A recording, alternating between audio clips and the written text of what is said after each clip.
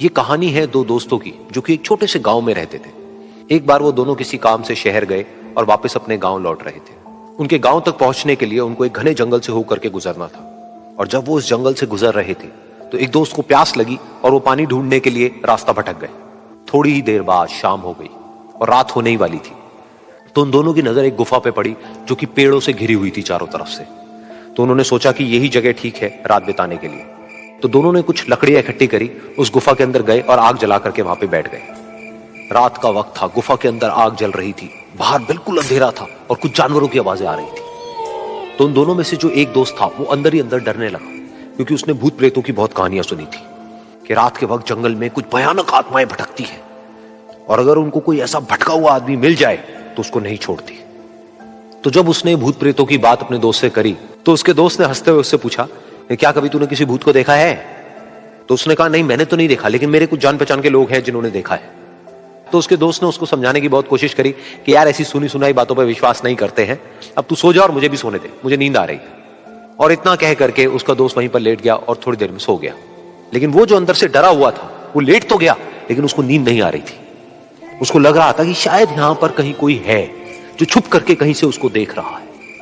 उस आग की वजह से कुछ परछाइयां बन रही थी वहां पर पत्थरों पर, तो उन परछाइयों को देख करके भी वो डर रहा था। फिर कुछ घंटे तक ऐसे ही चलता रहा। फिर उसके बाद में क्योंकि वो थका हुआ था तो उसको नींद आ गई। लेकिन नींद आने के कुछ देर बाद ही उसको एक सपना आया।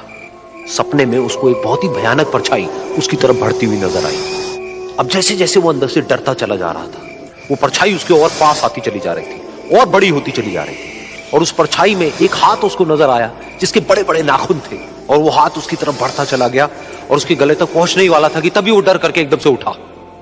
फिर उसने अपने दोस्त की तरफ देखा जो कि सो रहा था, उसको पकड़ करके जोर से उठाया। फिर उसने अपने दोस्त को बताया कि उसके साथ में क्या हुआ। तो उसका दोस्त फिर हंसने लगा। फिर उसके दोस्त ने उसको कहा, अब अगर दोबारा से तुझे वो परछाई दिखे तो तू वही कहियो जो मैं तुझे कह रहा हूं कहने के लिए, फिर देखते हैं वो परछाई तेरा क्या करती है। तुझे अपने अंदर ही अंदर बोलना है, मैं तुझसे नहीं डरता, सामने आ। तो उसके दोस्त ने वैसा ही किया। थोड़ी देर बाद दोबारा से उसको सपने में वही परछाई नजर आई और वो परछाई धीरे धीरे उसकी तरफ बढ़ने लगी। लेकिन इस बार वो उस परछाई से डरा नहीं, बल्कि अपनी पूरी हिम्मत जुटा करके उसने वही कहा, मैं तुझसे नहीं डरता, सामने आ। मैं तुझसे नहीं डरता, सामने आ। मैं तुझसे नहीं डरता, सामने आ। जैसे जैसे वो ये बोलने लगा वो परछाई छोटी होने लगी और उससे दूर होने लगी। वो बोलता रहा, वो परछाई छोटी होती रही और धीरे धीरे वो परछाई दिखनी बंद हो गई। बिल्कुल ऐसा ही हमारी जिंदगी में भी होता है। हमारे अंदर जितने भी डर है, उससे हम जितना डरते हैं हम उतना ही छोटे होते चले जाते हैं और वो डर उतने ही बड़े होते चले जाते हैं।